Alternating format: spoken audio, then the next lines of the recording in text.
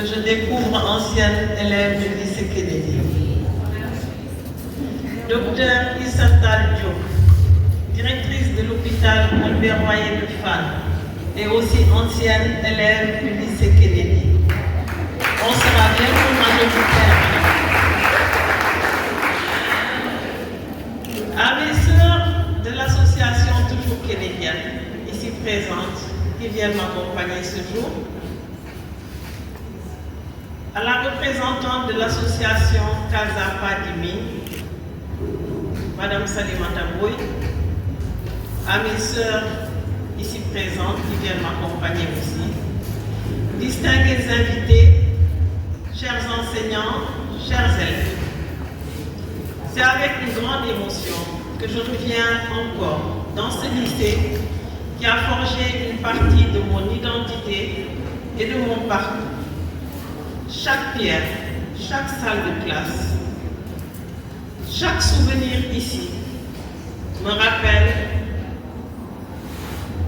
d'où je viens et me rappelle surtout que rien n'est impossible lorsque l'on croit en soi. C'est pour moi un grand honneur et une immense joie d'être ici en tant que marraine de cette journée internationale de la fille 2025. Revenir ici, c'est revenir à la source. Ce lycée est bien plus qu'une école. C'est un lieu qui façonne des destins, un tremplin vers l'avenir pour des milliers de jeunes filles. Chères Kennediennes, quand je vous regarde aujourd'hui, je me vois hier, assise à votre place, pleine de doutes, de rêves et d'incertitudes. Et si je me tiens devant vous aujourd'hui, c'est pour vous dire une chose simple. Si j'ai pu le faire, vous aussi, vous pouvez aller encore plus loin. Mon parcours n'a rien eu d'un chemin tout tracé. J'ai connu les déplacements de ville en ville, l'internat, et oui, il y avait un internat à l'époque. Et nous sommes arrivés, moi en classe de seconde, ma grande sœur ici présente en classe de première, et on nous avait confiés à l'internat avec 3 robes, une sortie tous les 15 jours. Et cette salle était divisée en deux. Le fond, c'était le réfectoire. Et cette salle où nous sommes actuellement, ce côté, était le foyer. Je ne sais pas si vous avez encore des foyers, mais c'est important quand même d'avoir un foyer dans une école. Donc, les longues heures de travail, parfois dans l'incertitude. En effet, je suis entrée au lycée, donc, comme je le disais, en seconde C. Aujourd'hui, vous allez dire seconde S1. Après des études primaires à Bombay. Ensuite, j'ai fait Diourbel, dans le Bawol. Et mes parents ont été affectés à Ziguinchor, où j'ai fait mes études secondaires jusqu'au DFM. J'ai connu la rigueur de l'internat. Ce n'était pas facile d'être séparé de ses parents qui étaient dans le sud du Sénégal. J'ai connu les exigences du baccalauréat série D parce que j'ai changé en première pour quitter la série S1, aller à la série S2 parce que moi je savais à cette époque-là que je voulais faire médecine. Je ne sais pas si vous, déjà à vos âges, vous savez ce que vous voulez faire demain. Mais il est important, dès maintenant, de savoir ce qu'on veut faire de sa vie. Donc j'ai poursuivi ensuite mes études supérieures à la faculté de médecine, de pharmacie et de chirurgie dentaire de l'université Cheikh Anta Diop de Dakar, jusqu'à l'obtention du doctorat d'État. Aujourd'hui, je suis médecin et je me suis lancée dans l'entrepreneuriat, ouvrant une clinique médicale dans la banlieue pour continuer mes activités professionnelles. En marge de mon travail, j'ai contribué à la reviviscence de la Ligue sénégalaise contre le cancer, LISCA, dont j'ai été la présidente, initiant la première campagne Octobre Rose pour assurer, après l'accessibilité des médicaments, à l'accessibilité de la mammographie, en plus de la sensibilisation sur le cancer du sein, permettant un diagnostic précoce, seul gage de succès thérapeutique. En outre, je suis membre fondatrice de l'association Toujours Kénédienne, dont j'ai été la première présidente et dont certains membres sont dans cette salle. Cette association a pour objectif principal de développer des actions pour l'amélioration des conditions d'études et du cadre de vie de la jeune fille en général et du lycée Kennedy en particulier. Nous revenons dans notre école pour retourner l'ascenseur. Et nous restons à la disposition de nos filles pour un dialogue intergénérationnel fécond et les pousser à briser les plafonds de verre. Mais au-delà des titres ou des fonctions, je veux que vous reteniez une chose. Si j'ai pu le faire, vous aussi, je dis bien chacune d'entre vous, peut aller encore plus loin. Le professeur Fatou Samba Ndiaye est venu après moi, arrivé à être professeur de médecine et aujourd'hui a réussi à faire la première greffe de moelle au Sénégal. Merci. Eh bien, si j'ai franchi les étapes, ce n'est pas par hasard. C'est grâce à 3 valeurs qui m'ont guidée et que je voudrais partager avec vous aujourd'hui. La première, c'est la détermination. Il faut que vous sachiez où vous voulez aller et que vous refusiez de renoncer. La deuxième, c'est la persévérance. Il faut accepter de faire des sacrifices. Il faut tomber, se relever, recommencer jusqu'à atteindre son objectif. La troisième valeur qui est très importante pour moi, c'est l'humilité. Il faut rester simple, apprendre des autres et mettre sa réussite au service de sa communauté.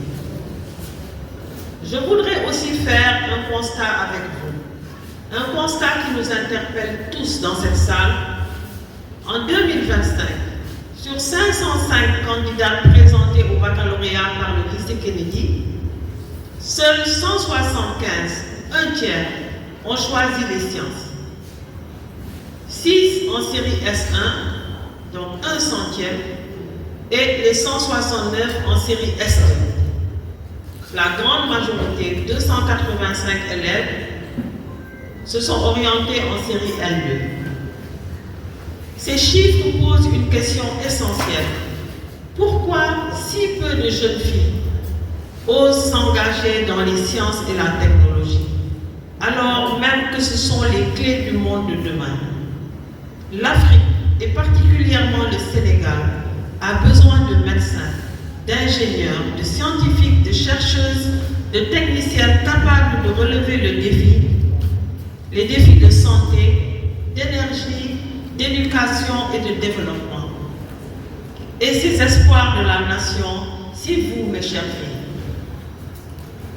Je voudrais profiter de l'occasion offerte par BPW Sénégal, qui me fait l'honneur d'être marraine en cette célébration de la Journée internationale de la fille 2025, pour encourager et inspirer les lycéennes à surmonter les préjugés.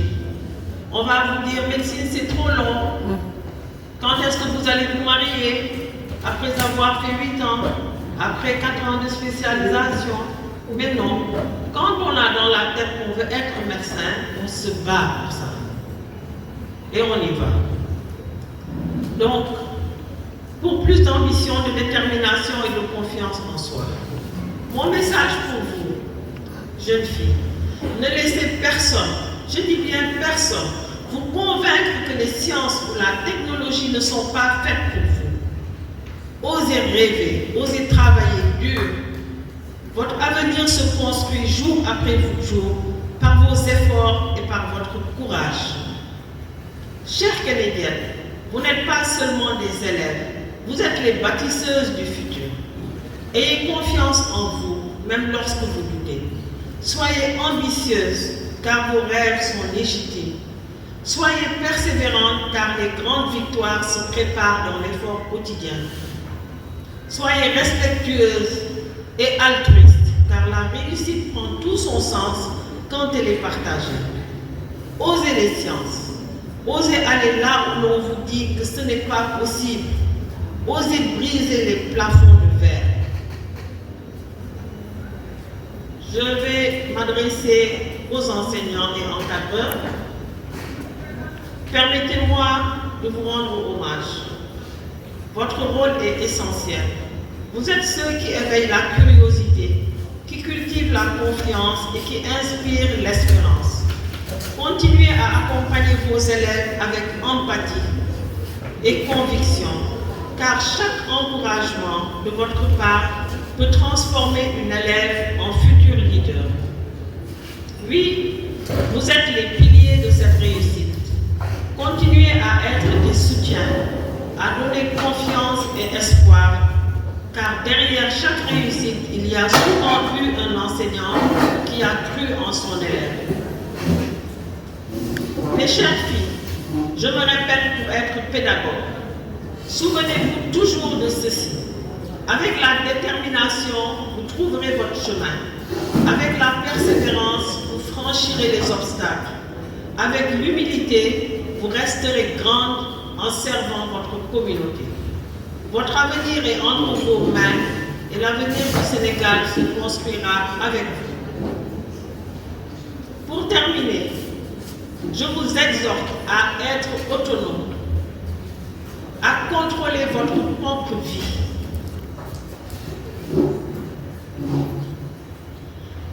Et de participer à la société sur un pied d'égalité avec les hommes. Notre président de la République disait lors d'une interview que ce que nous n'avons pas obtenu par les armes, nous ne le retiendrons pas avec les larmes. Canadiennes, osez rêver, osez persévérer, osez réussir, car votre avenir n'a de limite que celle que vous acceptez. Je vous remercie pour votre aimable.